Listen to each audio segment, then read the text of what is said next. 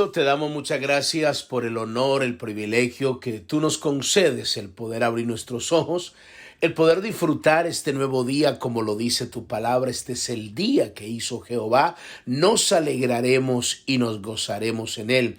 Gracias por el milagro maravilloso de poder amanecer vivos, de poder declarar que estamos en pie no por nuestros méritos personales, sino por tu amor, por tu misericordia. Gracias por cada persona que en este mismo momento está escuchando esta palabra, está escuchando estos devocionales. Declaramos, Dios mío, Padre amado, lo que tu palabra dice, que por tu misericordia nosotros no hemos sido consumidos, porque nunca decayeron tu misericordia, sino que nuevas son cada mañana.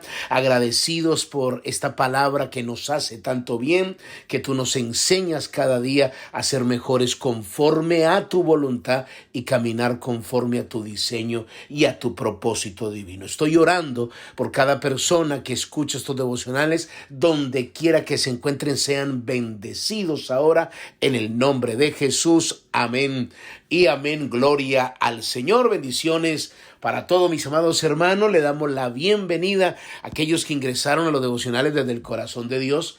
Soy el pastor Fabio Castañeda, donde todos los días pues escucharás una palabra que estoy seguro que bendecirá, aleluya, mucho tu vida.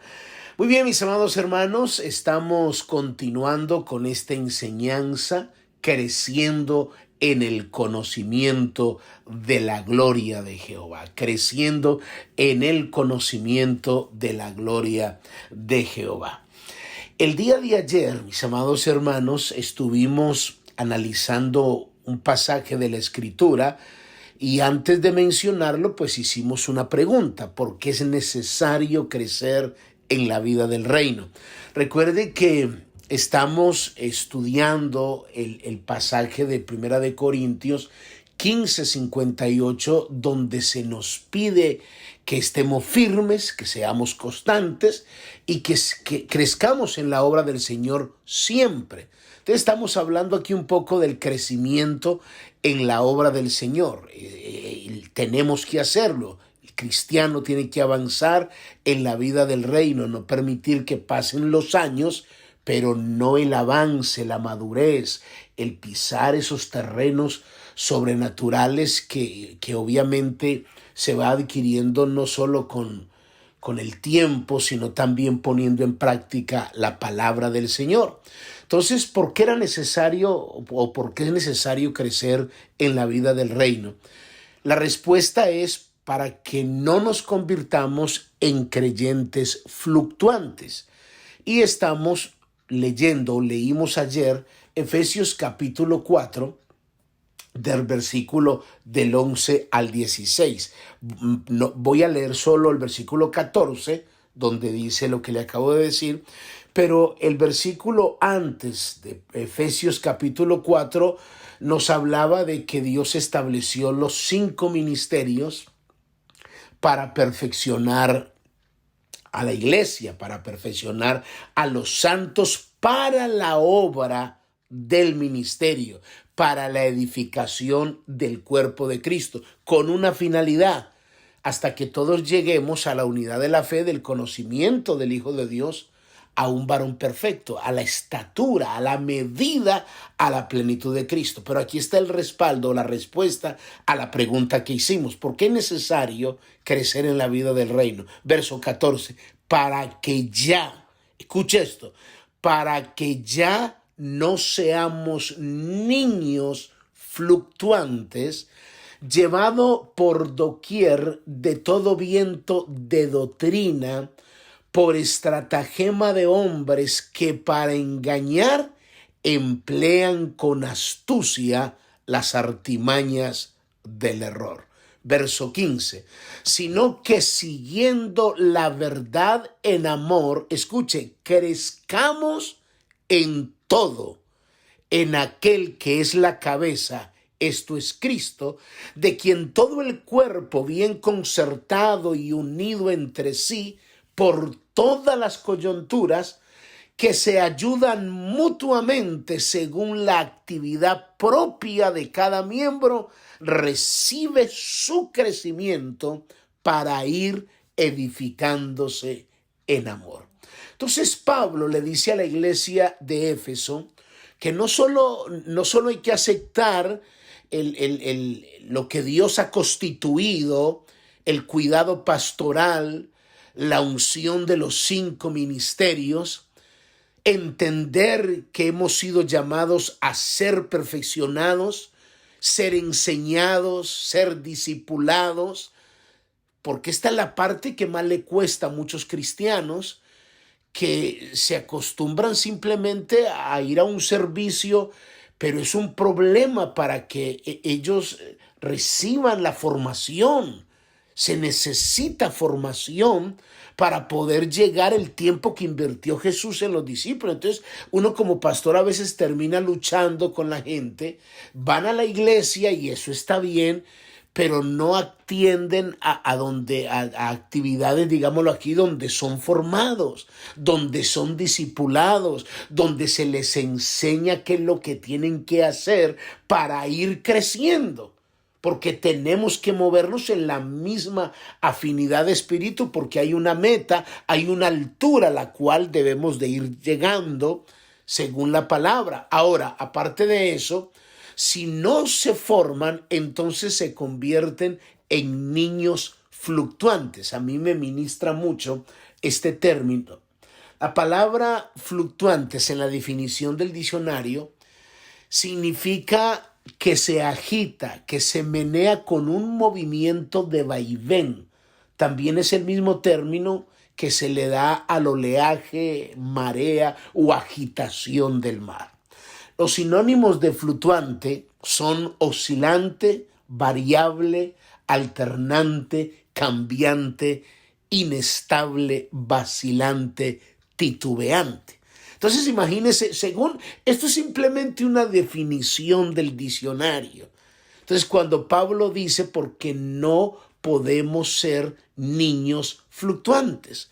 O sea, aparte de ser niños que son engañados con facilidad, son fluctuantes, es decir, que cualquier movimiento, como la definición, que como el movimiento del vaivén, así que están de un lado para otro, y eso es lo que muchas veces uno ve dentro de la iglesia, personas cambiante, inestable, vacilante, titubeante, que de alguna manera hoy están, mejor dicho, que quieren ser enseñables y al otro día, ay no, qué aburrición, yo estoy aburrido, yo no sé qué hacer, y me impresiona y estaba investigando esto, y en la psicología un paciente fluctuante es un paciente que tiene cambios en el estado de ánimo, que puede variar entre momentos de euforia y momentos de tristeza. Entonces, si no se crece, se cae en el peligro de ser un creyente fluctuante. O sea, una persona que en cierta manera no se puede contar con esa persona. Se queda en un estado de niñez que no crece por la palabra. O sea, no crece, aunque tiene la palabra, pero no avanza en la vida del reino. Piensa que la vida cristiana es ir a un servicio, estar ahí en un culto, llorar, caerse y ya.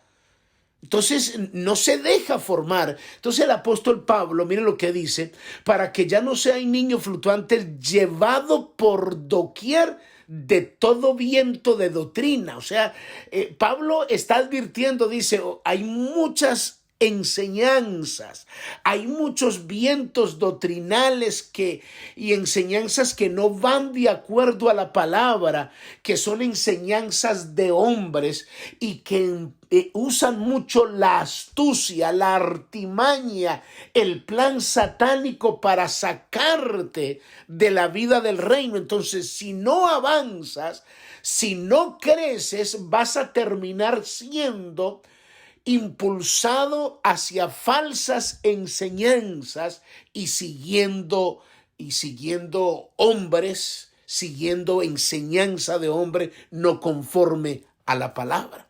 Entonces, si una persona no tiene claro esto, no solo no va a disfrutar de esa gloria, sino que no va a crecer en el conocimiento de esa gloria.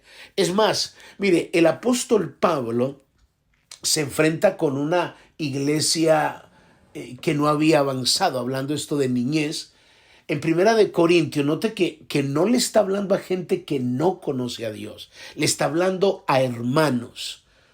Primera de Corintios capítulo 3.